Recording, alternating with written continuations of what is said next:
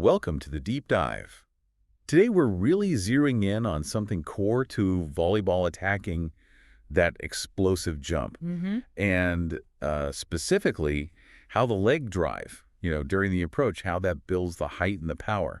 Yeah, it's not just part of it, is it? It often feels like the main engine. Exactly. You see those players hanging out there. We want to look at what happens before they even leave the floor. We've got some great stuff to draw on: USA Volleyball Docs, Volleyball Canada guides. Right. Coaching resources, athlete development models. It gives us a pretty rounded picture. And the idea isn't to get lost in super technical jargon, Yeah. but really to grasp what fuels that jump and, well, why it's so darn important for scoring points. Absolutely.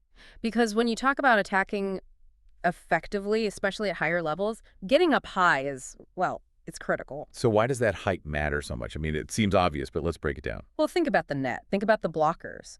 Getting higher means you've got a better chance of hitting over them. Yeah. Simple as that sometimes. Avoids the stuff block. Exactly. And it also gives you better angles, sharper angles to hit into the court. More options, basically. Which translates to more scoring chances. Yeah. You see this emphasized in the competitive guidelines, right? Like the USA Volleyball Junior National stuff for 14s to 17s. Oh, definitely. And the Volleyball Canada competition guides, too.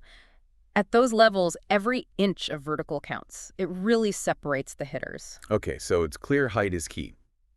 But you said earlier it starts before the jump. It really starts with the approach and that leg drive. The jump isn't just this isolated thing happening right under the net. The run-up, the approach, that's where you build the energy. It's like loading a spring, sort of. That's a good way to put it, yeah. That powerful leg drive during the final steps of the approach, that's what generates the upward force. It converts that horizontal speed into vertical lift. How does that work, like, mechanically? Is it just about having strong legs? Strong legs help, obviously, but it's more about the explosive contraction. It's about how quickly you can generate force.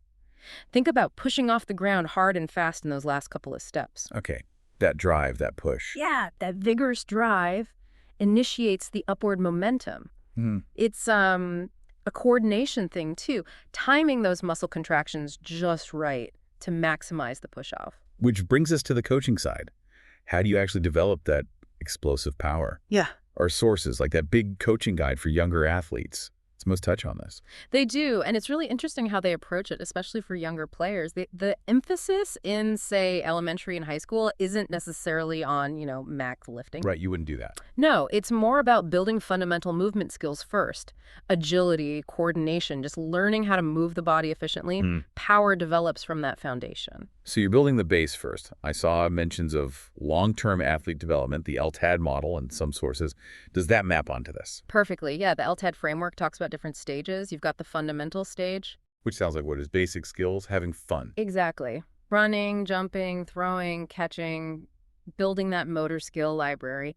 Then you move into learning to train. Okay, and that's where maybe more specific jump training starts. You start to see elements, yeah. Maybe introducing some basic plyometrics exercises that train that quick stretch and contraction, like simple box jumps or bounding. It's about teaching the body to be springy. And then later stages, training to train, training to compete. Yeah. That's when the more intense power stuff comes in. Right. That's when you might see more structured strength and conditioning, more targeted power development work, always building on that earlier foundation. The LTAD idea is crucial. There are sensitive periods for developing things like power, and good training respects that natural progression. Makes sense. And things like practice routines or youth development guides, they'd likely suggest drills focusing on jumping and agility, right? Even if they don't list every single one. Oh, absolutely. They reinforce the need for practical application. Drills that work on jumping mechanics, landing safely, improving reaction time, all that contributes to developing usable, explosive leg power on the court. And the coaching guide also mentioned strength and conditioning coaches, individualized plans. Yes, that's really important, especially as athletes get more serious. A qualified S&C coach can tailor programs to an individual's needs, their strengths, their weaknesses, and their developmental stage. That ensures training is effective and safe. Now, you mentioned technique earlier. It's clearly not just about being strong or springy.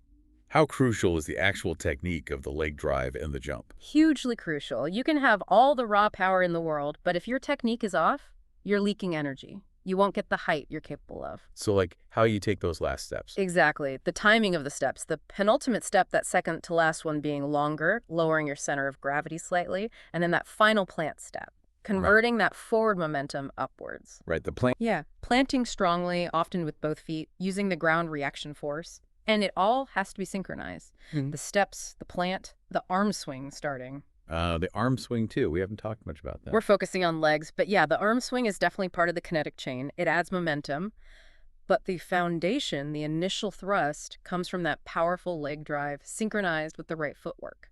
So, poor technique means wasted effort, basically. Pretty much. You might see someone jump with stiff legs, Yeah. or their timing is off between their steps and their arm swing. They just won't elevate as well. Good technique channels all that energy vertically. I've definitely seen players who maybe weren't the physically strongest, but their timing and technique were so good they consistently jumped higher. That makes sense. Efficiency of movement. Mm-hmm. So we've got leg drive as the engine, technique as the steering wheel. What else is contributing here, even if we keep our main focus on the legs? You mentioned the arm swing. Right. Arm swing adds momentum. Core strength is another big one. How does the core play in? Well, a strong, stable core helps transfer that power generated by the legs up through the body. If your core is weak, some of that energy gets lost, kind of wobbles out. It acts as a link in the chain. Okay. And just general fitness, I suppose. Absolutely. You need the overall conditioning, the endurance to keep jumping effectively throughout a match, the flexibility for range of motion. It all supports the ability to perform those explosive movements repeatedly and safely. You can't just isolate jump training. Good point.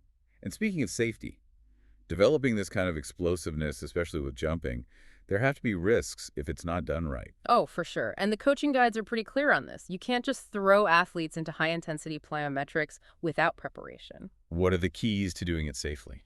Proper progression is number one. Start with mastering basic movements and landing mechanics.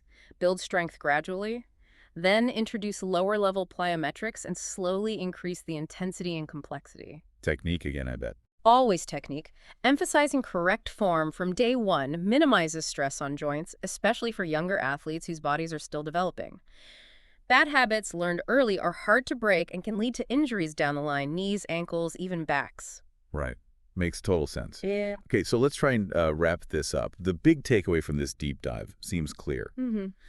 That powerful leg drive, done with good technique during the approach, it's absolutely fundamental for attackers wanting height and power. It directly translates to scoring potential. Couldn't have said it better. It's the engine that gets you airborne effectively. It's not just brute strength, but that coordinated, explosive push. And developing it is a process, right? It takes time, good coaching, starting with foundational skills, adding specific training carefully, and always focusing on technique and safety. Exactly. It's a long-term view, linking back to that LTAT concept. You build the athlete, then you build the specialist skills on top of that solid base. So when you're watching a match next time, maybe pay a little extra attention to those approach steps, that final plant. It really makes you appreciate the physics involved, doesn't it? It does. So much goes into what looks like a simple jump. Makes you think about what other complex mechanics are hiding in plain sight in sports.